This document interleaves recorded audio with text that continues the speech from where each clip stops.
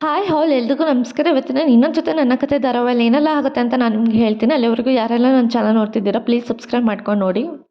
ಸಂಚಿಕೆ ಶುರುವಿನಲ್ಲಿ ಅಜಿತ್ನ ಎಲ್ಲರೂ ಮನೆಯವರೆಲ್ಲರೂ ಕೇಳ್ತಾ ಇರಬೇಕಾದ್ರೆ ಅಜಿತ್ ಹೇಳ್ತೀನಿ, ಭೂಮಿನ ಸಾಯಿಸೋಕ್ಕೆ ಪ್ರಯತ್ನ ಪಟ್ಟಿದ್ದು ದೇವಿಯಾನಿ ಅತ್ತೆ ಅಂತ ಹೇಳಿದಾಗ ಮನೆಯವರೆಲ್ಲರೂ ತುಂಬ ಶಾಕಲ್ಲೇ ಇರ್ತಾರೆ.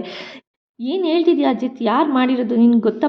ಪರಿಜ್ಞಾನ ಇದೆ ನಿನಗೆ? ಯಾರ ಮೇಲೆ ಈ ಥರ ಅಪವಾದ ಹೇಳ್ತಿದ್ಯಾ ಅನ್ನೋದು ನಿನ್ಗೆ ಗೊತ್ತಾಗ್ತಿದ್ಯಾ ಅಂತ ಕೇಳಿದಾಗ ಮನೆಯವರೆಲ್ಲರೂ ಕೇಳ್ತಿರ್ಬೇಕಾದ್ರೆ ಅಜಿತ್ ಇದನ್ನು ಇಲ್ಲ ದೇವಿಯಾನಿ ಅತ್ತನೇ ಕ್ಲಾರಿಟಿಯಾಗಿ ಹೇಳ್ತಿದ್ದೀನಿ, ದೇವಿಯಾನಿ ಅತ್ತನೇ ಭೂಮಿನ ಸಾಯಿಸೋಕ್ಕೆ ಪ್ರಯತ್ನ ಪಟ್ಟಿದ್ದು ತೆಪ್ಪದಲ್ಲಿ. ನನಗೆ ವಿತ್ ಪ್ರೂಫ್ ಸಮೇತ CCTV ಪ್ರೂಫ್ ಸಮೇತ ನಾನು ಬಂದಿದ್ದೀನಿ ಅಂತೇಳಿ ಅಂದಾಗ ಈ ಕಡೆ ಅವರಪ್ಪ ಇದ್ದಿದ್ದು ಅದೇ ಹೇಳ್ತೀನಿ, ನೀನು CCTV ಪ್ರೂಫ್ ಇದೆ ಅಂತ ಹೇಳಿ ಅಂದಾಗ ನಾನು ಕ್ಲಾರಿಟಿ ತೊಗೊಂಡೆ ಅಪ್ಪ ಬಂದಿದ್ದು ಅಂತ ಹೇಳಿ ಅಂದಾಗ ಈ ಕಡೆ ದೇವಿಯನಿಗೆ ಏನು ಮಾಡಬೇಕು ಹೇಗೆ ಮಾಡಬೇಕು ಅನ್ನೋದೇ ಗೊತ್ತಾಗದೆ ಅವಳು ತುಂಬ ಶಾಕಲ್ಲೇ ಇರ್ತಾಳೆ.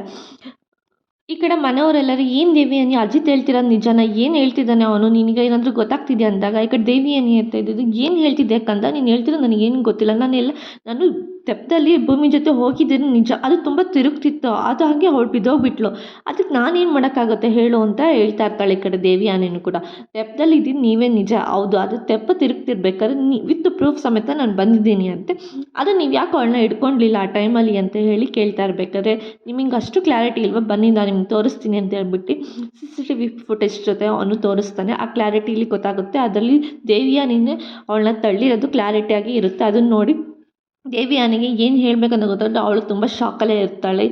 ಏನಿದು ನಾನು ಅಂದ್ಕೊಂಡಂಗೆ ಎಲ್ಲನೂ ಗೊತ್ತಾಗ್ಬಿಡ್ತಲ್ಲ ಇವರಿಗೆ ಅಂತೇಳಿ ಅವಳು ಕೂಡ ಶಾಕಲ್ಲೇ ಸುಮ್ಮನೆ ನೋಡ್ತಾನೆ ನಿಂತ್ಕೊಂಡಿರ್ತಾಳೆ. ಅದಕ್ಕೆ ಅವನು ಮನೆಯವ್ರು ಎಲ್ಲರಿಗೂ ತೋರಿಸ್ತಿರ್ತಾನೆ. ಈ ಕಡೆ ಅವ್ರ ಅಪ್ಪಂಗೆ ಅವ್ರ ಅಜ್ಜಿಗೆ ಎಲ್ಲ ಕೂಡ ತೋರಿಸ್ತಾ ಇರ್ತಾನೆ. ಅದನ್ನು ಅವರು ಕೂಡ ಏನು ಹೇಳ್ಬೇಕಂತ ಗೊತ್ತಾಗದೆ, ಏನು ದೇವಿಯಾನಿ ಈ ಥರ ಎಲ್ಲ ಮಾಡಿದ್ಯಾ ನೀನು, ಯಾಕೆ ಈ ಥರ ಎಲ್ಲ ಮಾಡಿದೆ ಅಂತ ಹೇಳಿ ಕೂಡ ಮನೆಯವ್ರು ಕೇಳ್ತಾ ಇರ್ತಾಳೆ. ಈ ಕಡೆ ದೇವಿಯಾನಿಗೂ ತುಂಬ ಶಾಕ್ ಇರ್ತಾಳೆ. ಈ ಕಡೆ ಭೂಮಿ ಹಾಗೂ ಅವ್ರ ಅಮ್ಮಗೂ ಕೂಡ ತೋರಿಸ್ತಾ ಇರ್ತಾನೆ ಅಜಿತ್ ಕೂಡ, ಅದರಲ್ಲೂ ಫುಲ್ಲು ಕ್ಲಾರಿಟಿಯಾಗೇ ಇರುತ್ತೆ ಎಲ್ಲರೂ. ಅದಕ್ಕೆ ಇವನ ಈ ಕಡೆ ಅಜಿತ್ ಹೇಳ್ತಾ ಇರ್ತಾನೆ, ಇವಾಗ ಗೊತ್ತಾಯ್ತಾ, ಇವಾಗ ಇದಕ್ಕಿಂತ ಪ್ರೂಫ್ ಬೇಕಾ, ನೀವೇ ತಳ್ಳಿರೋದು ಅಂತ ಹೇಳಿ ಅಂತಿರ್ಬೇಕಾದ್ರೆ ಈ ಕಡೆ ಸಂಗೀತ ಹೋಗಿ ಕೇಳ್ತಾಳೆ, ನಿನ್ನ ಬಾಯಿ ತುಂಬ ಅಮ್ಮ ಅಮ್ಮ ಅಂತ ಕರಿತಾಳೆ, ನೀನೇ ಬಾಯಿ ತುಂಬ ಅಮ್ಮ ಅಂತ ಹೇಳಿಸ್ಕೊಂಡು ಕರಿತಿದ್ದ ಅಂಥದ್ದಲ್ಲಿ ಅವಳನ್ನ ಸಾಯಿಸ್ಬೇಕಂತ ಪ್ರಯತ್ನ ಪಟ್ಟಿದ್ದಿಲ್ಲ ದೇವಿಯಾನಿ, ಏನಾಗಿದೆ ನಿನಗೆ, ಯಾಕೆ ಈ ಥರ ಎಲ್ಲ ಮಾಡಿದ್ಯೆ, ಅವಳೇನು ಕಮ್ಮಿ ಮಾಡಿದ್ಲು ನಿನಗೆ ಅಂತೇಳಿ ಹೇಳ್ತಿರ್ಬೇಕಾದ್ರೆ, ಶಟಪ್ ಸಂಗೀತ, ನಿನಗೇನಾದರೂ ಗೊತ್ತಾ ಇದ್ರ ಬಗ್ಗೆ ಅಂತೇಳಿ ಈ ಕಡೆ ದೇವಿಯಾನಿ ಸಂಗೀತಂಗೆ ಬೈತಾ ಇರ್ತಾಳೆ. ಅಲ್ಲ ಯಾಕೆ ನಿಮಗೆಲ್ಲ ತಲೆ ಕೆಟ್ಟಿದ್ಯಾ, ಅವನೇನೋ ಬಂದು ಹೇಳ್ದ ಅಂತ ಹೇಳ್ಬಿಟ್ಟು ನೀವು ಇದನ್ನೆಲ್ಲ ಬಂದು ಮನೋಳು ಆಗಿಬಿಟ್ಟು ನನ್ನ ಅಪವಾದ ಮಾಡ್ತಿದ್ದೀರಲ್ಲ, ಅದು ನಾನು ಹೇಳ್ತಿಲ್ಲ ನಿಮಗೆ, ತೆಪ್ಪಾದ ರೌಂಡಾಗಿ ತಿರುಗ್ತಿತ್ತು ಫುಲ್ ಫಾಸ್ಟಿಗೆ, ನಾನು ಭೂಮಿನ ಹಿಡ್ಕೊಂಡೇ ಇದ್ದೆ, ಯಾವ ಥರ ಅಂದರೆ ಇದೇ ಥರ ನಾನು ಭೂಮಿನ ನಿಂತ್ಕೊಂಡಿದ್ದೆ, ಅದು ಅವಳು ಹಾಗೆ ಬಿದ್ದೋಗ್ಬಿಟ್ಲು, ಅದಕ್ಕೆ ನಾನೇನು ಮಾಡೋಕ್ಕಾಗುತ್ತೆ, ನನಗೆ ತುಂಬ ಶಾಕಲ್ಲಿ, ನಾನು ಗಾಬರಿ ಇದ್ದೆ, ಏನು ಮಾಡಬೇಕಂತಲೇ ನನಗೆ ಗೊತ್ತಾಗ್ತಿರ್ಲಿಲ್ಲ ಆ ಶಾಕಲ್ಲಿ.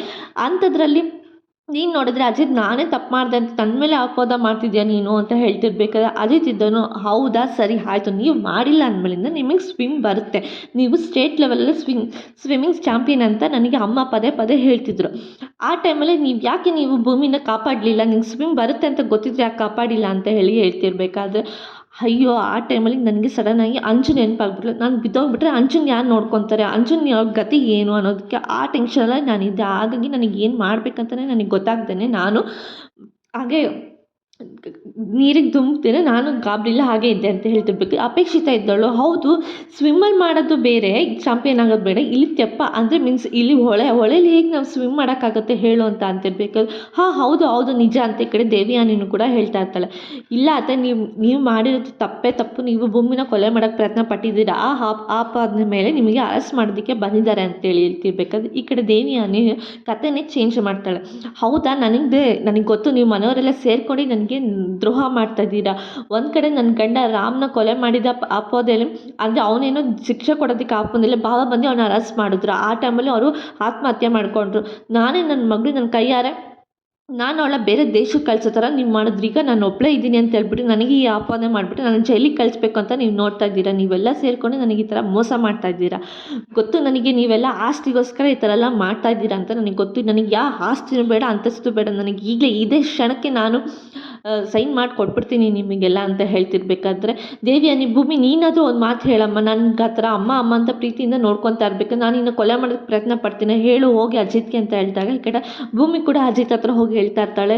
ಇಲ್ಲ ಸಾಹೇಬ್ರೆ ನನಗೆ ನಂಬೋದಕ್ಕೆ ಆಗ್ತಿಲ್ಲ, ದೇವಿಯಾನಿ ಅತ್ತೆ ಈ ಥರ ಎಲ್ಲ ಮಾಡ್ತಾನೆ ಅಂತ ನಂಗೆ ನಂಬೋದಕ್ಕೆ ಆಗ್ತಿಲ್ಲ, ಏನೋ ಒಂದು ಮಿಸ್ ಆಗಿರ್ಬೋದು ಅಂತ ಹೇಳಿ ಅಂತಿರ್ಬೇಕಾದ್ರೆ ಅಜಿತ್ ಇದ್ದನು, ನೀನು ಸುಮ್ಮನೆ ಇರು, ನಿನ್ನ ಮುದ್ದಾತನೇನೋ ಅವ್ರನ್ನ ತುಂಬ ಈ ಥರ ಆಟ ಆಡಿಸ್ತಿರೋದು, ಅವ್ರು ಬೇಕು ಅಂತಲೇ ನಿನ್ನ ಜೊತೆ ಹೀಗೆಲ್ಲ ಆಡ್ತಿರೋದು ಅಂತ ಅಂದಾಗ, ನಾನೇನು ಬೇಕಂತ ಆರ್ತಿಲ್ಲ, ನನ್ನ ಮಾತು ನಂಬಲ್ಲ ಅಲ್ವಾ, ನಾನು ರಾಮ್ ಥರನೇ ನಾನು ಆತ್ಮಹತ್ಯೆ ಮಾಡ್ಕೊಂಡು ನಾನು ಸತ್ತೋಗ್ತೀನಿ, ನಾನು ಇಲ್ಲಿರಲ್ಲ ಅಂತೇಳ್ಬಿಟ್ಟು ರೂಮಿಗೆ ಅಂತೇಳಿ ಹೊಡೋಗ್ಬಿಡ್ತಾಳೆ.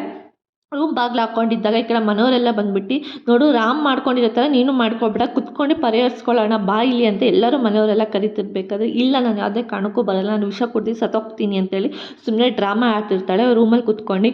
ಅದು ಹೆಂಗೆ ನೀವು ಒಳಗೆ ಬರ್ತೀರಾ ನಾನು ನೋಡ್ತೀರಾ, ನನಗೆ ಗೊತ್ತಿತ್ತು ಅದೆಷ್ಟು ಬೇಗ ನೀನು ಕಂಡಿಡ್ದೆ ಅಜಿತ್, ನೀನು ನಾನು ನಂಬೋದಕ್ಕೆ ಆಗಲ್ಲ, ಏನಾದರೂ ಮಾಡಲೇಬೇಕಲ್ಲ ಅಂತ ಹೇಳ್ಬಿಟ್ಟು ಅಲ್ಲಿರೋದು ಒಂದು ಪಾಯ್ಸನ್ ಬಾಟ್ಲನ್ನ ಹುಡುಕ್ತಾ ಇರ್ತಾಳೆ. ಸೊ ಆ ಪಾಯ್ಸನ್ ಬಾಟ್ಲು ಅವಳ ಕೈಗೆ ಸಿಗುತ್ತೆ. ಸಿಕ್ಕಿದ ಮೇಲಿಂದ ಅವಳು ಅನ್ಕೊತಾ ಇರ್ತಾಳೆ, ಈ ಪಾಯ್ಸನ್ ಕುಡಿದೆ ಅನ್ನೋ ನಾಟಕದಲ್ಲಿ ನಾನು ಹೋಗ್ಬಿಟ್ಟು ಹಾಸ್ಪಿಟಲ್ಗೆ ಅಡ್ಮಿಂಟ್ ಆಗ್ತೀನಿ, ಅವಾಗ ಏನು ಮಾಡ್ತೀರಾ ನೀವು, ಅವಾಗ ನನಗೆ ಸಿಂಪತಿ ತೋರಿಸ್ತೀರಾ ಅಲ್ವಾ, ಆ ಸಿಂಪತಿನೇ ಸಾಕು ನನಗೆ ಪಚ್ಚವಾಗೋದಕ್ಕೆ ಅಂತೇಳ್ಬಿಟ್ಟು ಅಲ್ಲಿರೋ ಪಾಯ್ಸನ್ನ ಕುಡಿಯೋ ಥರ ನಾಟಕ ಆಡ್ಬಿಟ್ಟು ಅಲ್ಲಿ ಸೈಡಲ್ಲಿ ಅವಳ ಆ ಪಾಯ್ಸನ್ನ ಚೆಲ್ಬಿಡ್ತಾಳೆ. ಈ ಕಡೆ ಶ್ರವಣ್ ಕೂಡ ನೋಡು ಹಿಂಗೆ ಬಾಗಿಲು ತಟ್ಟಿದ್ರೆ ಅದು ಸರಿಯಾಗಿಲ್ಲ, ನಿಮ್ಮ ಬಾಗಿಲು ಹೊಡಿ, ಆವಾಗ ಹೋಗಿ ಕರ್ಕೊಂಬರೋಣ, ಅವಳು ಏನೋ ಮಾಡ್ಕೊಂಡಿದ್ದಾಳೆ ಅಂತ ಅನಿಸುತ್ತೆ ಅಂದಾಗ ಈ ಶ್ರವಣು ಮತ್ತು ಅಜಿತ್ ಇಬ್ಬರು ಸೇರಿಕೊಂಡು ಬಾಗಿಲು ಹೊಡಿತಾರೆ. ಆಗ ಮನೆಯವರೆಲ್ಲರೂ ಹೋಗಿ ನೋಡಿದಾಗ ಹಾಸಿಗೆ ಮೇಲೆ ಪಾಯ್ಸನ್ ಕುಡ್ದಿರೋ ಥರ ನಾಟಕ ಆಡ್ಬಿಟ್ಟು ದೇವಿಯಾನೇ ಬಿದ್ದಿರ್ತಾಳೆ, ತಲೆ ಸುತ್ತಿ ಬಿದ್ದಿರ್ತಾಳೆ. ಈ ಕಡೆ ಹಾಸ್ಪಿಟ್ಲಿಗೆ ಎಲ್ಲರೂ ಕೂಡ ಕರ್ಕೊಂಡು ಹೋಗ್ತಾರೆ. ಸಡನ್ನಾಗಿ ಹಾಸ್ಪಿಟ್ಲಿಗೆ ಕರ್ಕೊಂಡು ಹೋದಾಗ ದೇವಿಯಾನೇ ಎದೊಳಿ ಅಂತೇಳಿ ಮನೆಯವರೆಲ್ಲರೂ ಕೂಡ ಎಚ್ಚರ ಮಾಡ್ತಾನೆ ಇರ್ತಾಳೆ. ಅವಳಿಗೆ ಏನು ಮಾಡಿದ್ರು ನಾಟಕ ಆಡ್ತಾ ಇರ್ತಾಳೆ, ಅವಳು ಬೇಕು ಅಂತಲೇ ಎಚ್ಚರ ಹಾಕ್ತಿರಲ್ಲ. ಸೊ ಡಾಕ್ಟರ್ ಹೇಳ್ತಾರೆ, ನೀವೆಲ್ಲರೂ ಇಲ್ಲೇ ವೆಯ್ಟ್ ಮಾಡ್ತೀರಿ, ನಾನು ಹೋಗ್ಬಿಟ್ಟು ಚೆಕಪ್ ಮಾಡ್ಕೊಂಬರ್ತೀನಿ ಅಂತ ಹೇಳ್ಬಿಟ್ಟು ಡಾಕ್ಟರು ವಾರ್ಡಿಗೆ ಕರ್ಕೊಂಡು ಹೋಗ್ತಾರೆ.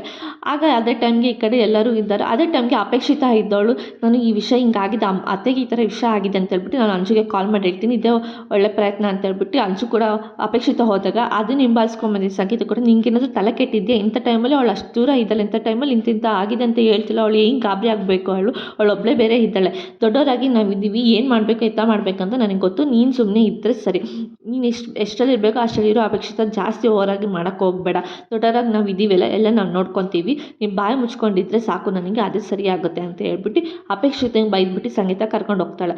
ಅದೇ ಟೈಮ್ಗೆ ಈ ಕಡೆ ಡಾಕ್ಟರ್ ಕೂಡ ಚೆಕಪ್ ಮಾಡ್ತಿರ್ಬೇಕಾದ್ರೆ ಸಡನ್ನಾಗಿ ಎದ್ಬಿಟ್ಟು ಈ ಕಡೆ ದೇವಿಯನ್ನು ಕೂಡ, ಡಾಕ್ಟರ್ ನೀವೇನು ಚೆಕಪ್ ಮಾಡಬೇಡಿ, ನಾನೇನು ಪಾಯ್ಸನ್ ಕೊಡ್ತೀನಿ, ನಾನು ಆರಾಮಾಗಿ ಇದ್ದೀನಿ ಅಂತ ಹೇಳ್ತಾ ಇರ್ತಾಳೆ. ನಾನು ಜಸ್ಟ್ ಏನೋ ಒಂದು ಕೆಮಿಕಲ್ ಆಗಿರೋದೊಂಥರ ಸುಮ್ಮನೆ ಹಾಗೆ ನೊರೆ ಬರೋ ಥರ ಕುಡ್ದಿದ್ದೀನಿ ಅಷ್ಟೇ ಅಂದಾಗ ಡಾಕ್ಟರ್ ಇದ್ದರು, ನೀವು ನಾಟಕ ಆಡ್ತಿದ್ರೆ ಇದೇ ತಕ್ಷಣ ಹೋಗ್ಬಿಟ್ಟು ನಿಮ್ಮ ಮನೆಯವ್ರಿಗೆ ಹೇಳ್ತೀನಿ ಅಂತ ಅಂದಾಗ, ವೇಟ್ ಎಷ್ಟು ದಿನ ಅಂತ ಇದೇ ಹಾಸ್ಪಿಟಲ್ ಕೆಲಸ ಮಾಡ್ತೀರಿ, ನೀವು ಯಾವಾಗ ಮನೆ ಕಟ್ಟಬೇಕು, ನೀವು ನನ್ನ ಜೊತೆ ಕೈ ಜೋಡಿಸಿ ಆರಾಮಾಗಿ ನೀವು ಆರಾಮಾಗಿ 2 ಮನೆ ಕಟ್ಕೋಬೋದು ಅಂತ ಹೇಳಿದಾಗ, ಇಲ್ಲ ನಾನು ಯಾವುದೇ ಕಾರಣಕ್ಕೂ ನಿಮಗೆ ಈ ಥರ ಎಲ್ಲ ಮಾಡೋದಕ್ಕೆ ಬಿಡಲ್ಲ, ಇವಾಗ ನಿಮ್ಮ ಮನೆಯವ್ರಿಗೆ ಹೋಗಿ ಹೇಳ್ತೀನಿ ಅಂದಾಗ, ನಿಮ್ಮ ಹಾಸ್ಪಿಟಲ್ ಪ್ರೆಸಿಡೆಂಟ್ ಯಾರು, ಅವ್ರಿಗೆ ನಾನು ಕಾಲ್ ಮಾಡಿ ಹೇಳ್ತೀನಿ ಅಂತ ಅಂದಾಗ ಅವ್ರು ಕೂಡ ಕಾಲ್ ಮಾಡಿಬಿಟ್ಟು ಈ ಕಡೆ ಡಾಕ್ಟರಿಗೆ ಹೇಳ್ತಾ ಇರ್ತಾರೆ. ಅವ್ರು ಏನು ಹೇಳ್ತಾರೆ ಆ ಥರ ಕೇಳಿ ನೀವು ಅಂತೇಳಿ ಡಾಕ್ಟರ್ಗೆ ಹೇಳಿರ್ತಾರೆ. ಸೊ ಅದಕ್ಕೆ ಡಾಕ್ಟರ್ ಈ ಕಡೆ ದೇವಿಯಾನಿ ಹೇಳ್ತಿರ್ತಾಳೆ, ನೀನು ನನ್ನ ಮಾತು ಕೇಳಿದ್ದೀರಿ, ಇಷ್ಟೆಲ್ಲ ಹಾಕ್ತಾನೆ ಇರಲಿಲ್ಲ, ಇವಾಗ ನೀವು ಪ್ರೆಸಿಡೆಂಟಿಂದ ಬರಬೇಕಿತ್ತಾ, ಓಕೆ ಹೋಗಲಿ ಬಿಡಿ, ಇವಾಗ ಏನೋ ಆಗಿದ್ದಾಯಿತು, ಇವಾಗ ನಾನು ಏನು ಹೇಳ್ತೀನಿ ಅದೇ ಥರ ಡ್ಯೂಟೋ ಹೋಗ್ಬಿಟ್ಟು ನೀವು ಮನೇಲಿ ಆಚೆ ಇರ್ತಾರಲ್ಲ ಅವರಿಗೆಲ್ಲ ಹೋಗ್ಬಿಟ್ಟು ಇದೇ ಥರ ಹೇಳಬೇಕು ಅಂತ ಹೇಳ್ಬಿಟ್ಟು ಅವಳು ಕೂಡ ಏನೋ ಒಂದು ದೊಡ್ಡ ಪ್ಲ್ಯಾನ್ ಮಾಡಿಕೊಂಡು ಆ ಹಾಸ್ಪಿಟಲ್ಗೆ ಸೇರ್ಕೊಂಡಿರ್ತಾಳೆ. ಸೊ ಹಾಸ್ಪಿಟಲ್ಗೆ ಸೇರ್ಕೊಂಡಾಗ ಅವಳು ಏನೇನು ಪ್ಲ್ಯಾನ್ ಮಾಡಿಲ್ಲ ಅದನ್ನೆಲ್ಲ ಹೋಗ್ಬಿಟ್ಟು ಡಾಕ್ಟರ್ ಹತ್ರ ಹೋಗಿ ಹೇಳಿರ್ತಾಳೆ. ಈ ಕಡೆ ದೇವಿಯಾನಿನೂ ಕೂಡ. ಸೊ ಡಾಕ್ಟರ್ ಕೂಡ ಮನೆಯವ್ರಿಗೆಲ್ಲ ಅದೇ ಥರ ಹೋಗಿ ಹೇಳು ಅಂತ ಹೇಳಿ ಕೂಡ ಹೇಳಿರ್ತಾಳೆ. ಈ ಕಡೆ ಅಜಿತ್ ಕೂಡ ಭೂಮಿ ಇಬ್ಬರು ಕೂತ್ಕೊಂಡು ಮಾತಾಡ್ತಾ ಇರ್ತಾರೆ. ದೇವಿಯಾನಿ ಯಾಕೆ ಈ ಥರ ನಾಟಕ ಆಡ್ತಿದ್ದಾರೆ, ಅವ್ರು ಕೊಲೆ ಮಾಡಿದ್ದಾರೆ ಅಂತ ನಾನು ಫುಲ್ ಕ್ಲಾರಿಟಿಯಾಗಿ ಹೇಳ್ತಾ ಇದ್ದೀನಿ, ಆದರೂ ಕೂಡ ಏನಕ್ಕೆ ಈ ಥರ ನಾಟಕ ಆಡ್ತಿದ್ದಾರೆ ಅಂತ ಗೊತ್ತಿಲ್ಲ ಅಂತೇಳಿ ಈ ಕಡೆ ಭೂಮಿ ಕೂಡ ಅಜಿತ್ ಇಬ್ಬರು ಕೂಡ ಮಾತಾಡ್ತಾ ಇರ್ತಾರೆ. ಇವತ್ತಿನ ಸಂಚಿಕೆ ಇಲ್ಲಿಗೆ ಮುಕ್ತಾಯ ಆಯಿತು. ನಾಳಿನ ಸಂಚಿಕೆಯಲ್ಲಿ ಏನಾಯಿತು ಅಂತ ಹೇಳ್ತೀನಿ. ಅಲ್ಲಿವರೆಗೂ take care, bye bye, thanks for watching.